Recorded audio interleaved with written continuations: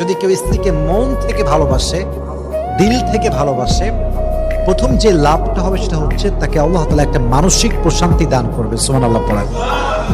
Mental peace, this is called mental peace. যে তার স্ত্রীকে ভালোবাসতে পারে, মন থেকে ভালোবাসতে পারে, আল্লাহ নিজেই তাকে রব প্রদত্ত, আল্লাহ প্রদত্ত একটা মানসিক শান্তি দান করে। সুবহানাল্লাহ। যেটা পৃথিবীর কোথাও সে পাবে না, যেটা পৃথিবীর কোথাও সে খুঁজে পাবে না। স্ত্রীকে ভালোবাসলে একটা মানসিক প্রশান্তি মন থেকে, বলেন তো আছে না নাই?